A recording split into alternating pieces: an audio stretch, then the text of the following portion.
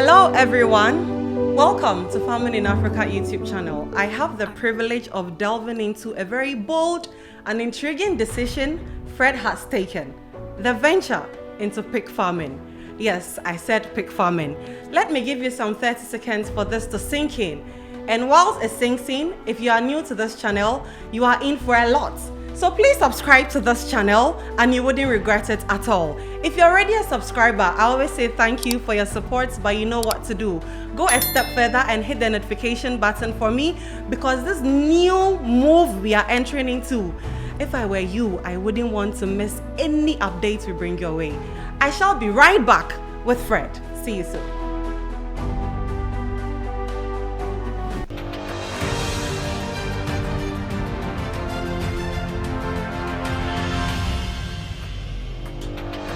Welcome back. Yes, still on the pig farming venture. Fred is leading the entire Farming in Africa team into. This interview actually aims to explore his motivations, his strategies, the risk, the challenges. Of course, we are going to bring you the whole package, not just the glories and the success stories, and undoubtedly the potential impact this is going to have on us as a whole.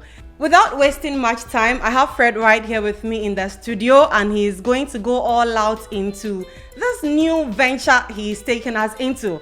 Of course, that validates everything I say when I tell you we are the go-to people for everything livestock. Well, pig farming, here we come. Fred, over to you. Good to have you here. Thank you, Nadia. It's always a pleasure. Nice, always a pleasure to have you too.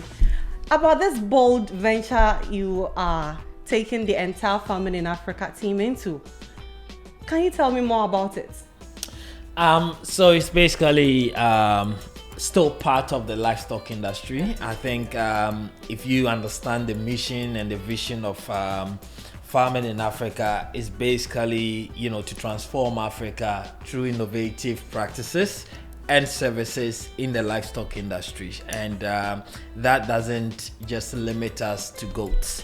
But over the years, we also believe that it is better for us to get it right and focus. So over the years, we've been focusing on goats and learning all the 5 pillars that will lead to a successful goat farming. And those pillars are not very unique to just goats. It applies to all livestock farming. And I think we've worked very, very hard, all of us, you included, in making sure that the goat industry fulfills these 5 pillars, right? And I think the timing could never be right to moving into the next livestock venture where the same pillars are missing drastically, right? But what actually made us make this move, even though it's as part of our vision, is the people watching us, what they are asking for. Right, I have a very good friend of mine who is into goat, who has actually, made an investment with me for about 8 months just for pigs, because I had told him that we are gonna go into pigs like a year ago, but I wasn't ready, and he has been waiting. So the decision is not outside our vision, and it's not something new to us, but it has been pushed by our followers, by the people in the industry who are asking for it, and that's why we are making it. And Fred said you are asking for it. So yes, actually I didn't know about a year ago he had this on his mind, so I think the timing is just right.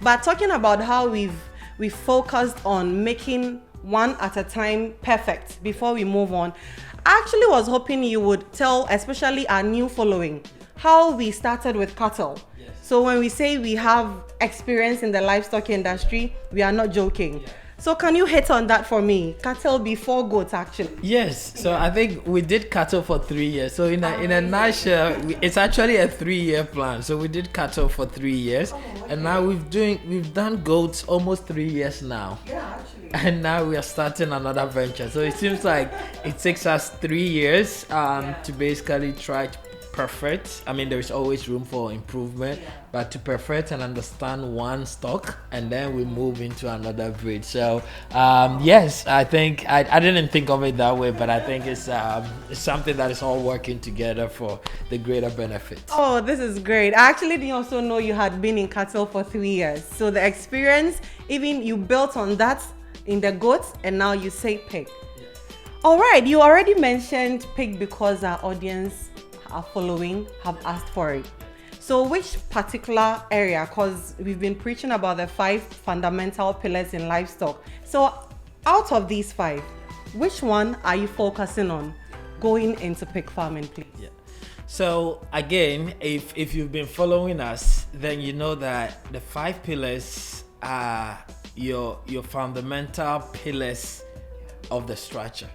So when one is weak, your building is gonna be tilted, right? And at the end of the day, it's gonna collapse because you're gonna lack in one. So we are not gonna be just doing one, right? We're gonna take all the 5 alongside with us. But what are we starting with? Exactly. It will be the question. So we're gonna start with the genetics, because I think in the 5 pillars, genetic is the number 1. Once you have the right genetic, then you can build on that genetic to achieve its full potential. Right? So if you're lacking with the genetic, then it doesn't matter how much food you give it, it's still gonna give you, the potential it has. And if it's poor genetic, then the potential of what you can expect out of it is going to be poor, right? So that's the number 1 fundamental principle that we're going to start with, and then build on that. And build on that. Talking about genetics, I want us to stay on that for a little bit. I am a Ghanaian, and I would say pork is not that rare in the Ghanaian community. I mean, everywhere you go, you find a pork joint and all of that. So talking about genetics you are starting with, how different is it going to be? Is it like some wild new genetic you are introducing into the whole pig industry in Ghana as a whole? Hit more on that for me. How different is this genetics? Please educate me on that. So it's not different, but there is a bloodline, right? So let me use human for example. We are all humans, but we all come from a tribe. And our tribe is our bloodline, right? So you would say this bloodline is very, tall and bulky, and this bloodline has a lot of hair. They are hairy people. It depends. So it's the same thing with pigs. So the genetics we're going to be bringing in or starting with, and the breed is common, which is the landrace, the large whites, and then the Duroc. So yes, so these are large white and Duroc. And these are the 3 breeds that we're going to be working with. What is most important about this breed is which bloodline that you're going to be working with, right? So over the years, I've been traveling a lot to the US, to South Africa, to different countries. And even though we haven't been showing the pig side because we aren't ready yet, we've been doing a lot of research into this. And everywhere we go, these breeds exist, but you could see the different characteristics of these breeds, right? I have actually been to a farm where the way they select the breeds is by selecting through the cells, the temperament of the cell, to be able to decide if this is going to be a good. That's some high-end technology stuff. So there's a software that you put the sperm in, and then it's able to separate the cells, and they choose which cell is good for breeding and which cell is good for slaughtering. But Fred, I'm curious, the 3 breeds you mentioned, do we have them in Ghana? What have become of their pure breeds as well? Do we even have the pure breeds of these in Ghana so we can get the maximum potential out of them? So I would say we do have some, yes, but the issue with it is, they are expensive. So people buy them, and lack of knowledge, and also due to limited resources, they tend to crossbreed it a lot. So very few people would have a pure breed of a landrace or a large white or a Duroc. But then having the pure breed doesn't assure you of the quality genetic. I see. Just like you can have me as a human and you can have another human at the same age, and he'll be bigger and taller than me. Yeah. So at the end of the day, we are all human. We are all pure human. I'm not a crossbreed human, but my genetic is completely different from that human's genetic, right? So in livestock too, that's what it is. And that's why I say we are not going to go into pure breeds. We are going into genetics. For me, I saw Farming in Africa on Facebook, and I have been their number one subscriber. I follow them on all the other handles.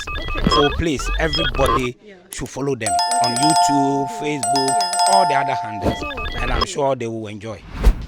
Right, so that's why the number one fundamental is genetic. So you need to understand as a farmer, what is your end goal?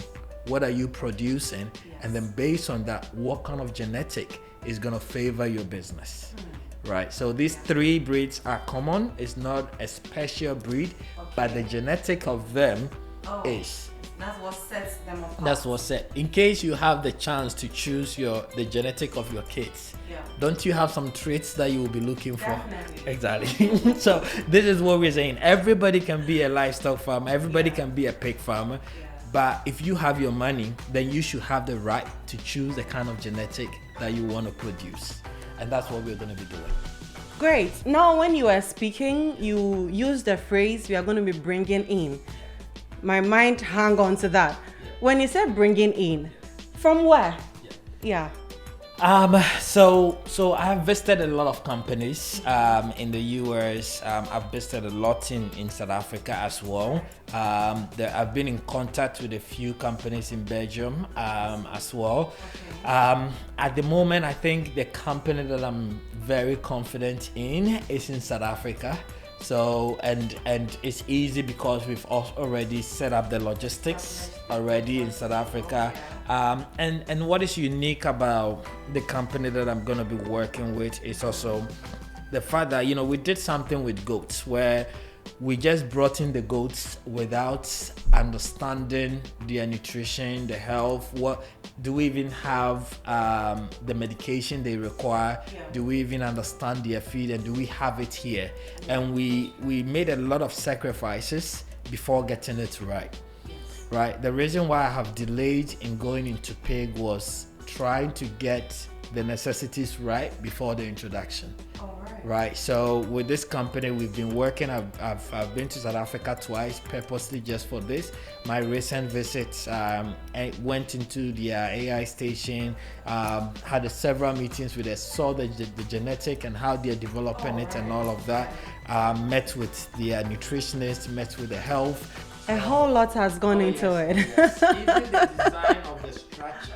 I see. Like everything now is being done with a company that specializes in the designing of a pig structure, right? So we've done a lot of work, to make sure that they survive, and that knowledge is what your followers and all of them can depend on, so that we just don't give you a pig, but we give you a pig with a whole package for its survival. And I think that's very. So listening to you right now, two questions have come to mind. Let me just start with the first one. You put out a video out very recently telling us about your decision to go into pig farming. You even showed us the piece of land you have acquired. Now, with all of this research you have seen out there, how well do you think the land you have acquired is prepared to do this business? So, when it comes to pigs, And please, let me stop you there. Is pig farming like goat farming where no matter your land size, you can go into it? So talking about land, please chip in that for me as well. I think there is, to some extent, no matter the size of your land, you can, but a small land is a small land, right? You can have a pig pen maybe on a 5 feet land. So if you, As in 5 feet. Small. no matter. Sometimes when you put no matter, people start having crazy ideas. This is not aquaponic or anything like that. So you need to at least have about 1 plot, 2 plots of land, and then we can design something like that for you. So yes, if you're looking at somewhere within a plot of land which is about 80 by 100 feet upwards, then yes, you can fit something in there. I hope you heard that. Yeah. Okay, so the plot of land or the piece of land, what's the size, if I may ask? The one we have. Yes. So the one we have is about 3 acres. That's what we're working with. But we are going to currently utilize a very small piece of land, looking at the design that we're using. So pig structure, because they wouldn't need a pasture to graze. It makes it even smaller than the goats. I've learned something, and it sounds like an advantage over goat farming. Or Pros and cons. okay, pros. That means that you also be spending more money on their feed because they are not out grazing. So you got to choose your battle. Okay. So how well prepared is our land? So at the moment, we are now fabricating everything that we're going to be using for the structure. Hopefully in the next few weeks, we should start clearing the land. The plan has been designed already. So it's just a matter of clearing the land and starting with the foundation.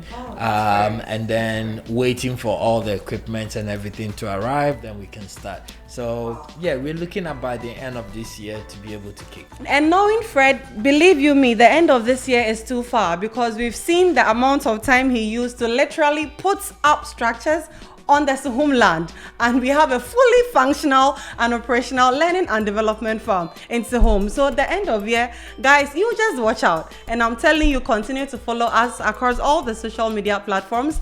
And unfortunately, I'm just realizing that this pig farming, we've just scratched the surface, and we've spent close to 20 minutes and we are still at the surface of this very interesting decision Fred has taken. So you know what?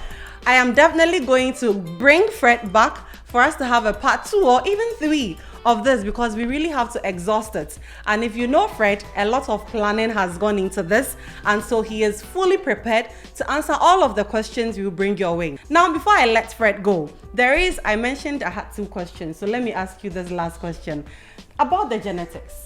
You mentioned the 3 you stated, we have some in Ghana. Now, how different are those ones? Same name. How different are they from the ones you are going to be bringing in? Yes. So like I said, you know, clear, because I'm thinking of like West African against Boer. So the difference is if you look at their characteristics, right? Physical appearance, they will be the same, right? In terms of pig color, in terms of their years, we use the years a lot to determine what breed, whether it's a large white or a land race. We use the color to determine whether it's a Duroc or a large white or a land race. So in terms of that, it's gonna be the same. But what we're going a step further is their weight, their growth rate, right? Most farmers here actually will measure the quality of their genetic based on the number of kids, right? What we're gonna do is to measure the quality based on how many kids you still have after you've weaned them. Hey. Right? Okay. So that is like we holding ourselves to the task that giving birth to like 20 kids is not enough. Okay. Because that doesn't bring you money. Okay. But when you're winning them at the winning stage, Yeah. how many do you actually have out of the 20? Meaning mortality rate is high out there. Exactly. So that's what we're gonna be pegging our standard. That is some high standard you've set yourself to, Fred. And that's if Okay. if you want to believe in what you do, right? Okay. Because at the end of the day, if the farmer does not make money, then even if your pig give birth to 50, and at winning stage you have 5, you've actually lost big time. Wow. So that is a major difference. Yes. I can't wait for the part 2, because it looks like there is a lot more as well. We all have to actually know on this pig farming. And as always, if you know Fred, he has done his research before he is finally coming out to tell us the decision or the move he wants to venture into. Well, let's all throw our support behind him. And as always, we are solidly behind you in helping to carry out this vision of revolutionizing the livestock industry as a whole in Africa. I must say you are doing a great job and the impact is being felt. To all of you out there, today we only scratched the surface of the decision or move we are entering into as a company, which is pig farming. It doesn't mean we are leaving goat farming behind, guys. No, diversification, growth, innovation, expansion. Let me just remind you that if you are out there and you're also into this livestock agribusiness, contact us for all of your feed solutions, the livestock feed, the hay, and the sementia grass. By now, you should have cultivated your grass by now. Till we come your way again with part 2 of this video, I want Fred to look into the camera and tell you that you have no idea what he has in store for you, just so you would hit the notification button and get the part 2 of this. Fred, over to you. Yeah, I mean, it's exciting, and I think that's one of the downside to entrepreneurs is just when the idea comes, it's like a light bulb, you know. But this, I would say, we've held on for too long, trying to perfect it and do it right. And you know, like you always say, you know, we want to revolutionize the livestock industry, but that which also means that we have to set a very high standard for ourselves and do things right, because so many people depend on us. So what I can assure you guys is nothing by quality, something by high standard. You might not be able to do that now, but at least you will know where you're going and be able to work towards it. So we want to take that lead and give you that space for you to grow into it, because you can only dream as far as you've seen, right? And that's what we want to do. Into the future we go. Pig farming, here we come. Till we come your way with part 2 of this video, it is all love and bye-bye from all of us here at Farming in Africa to you. See you next time.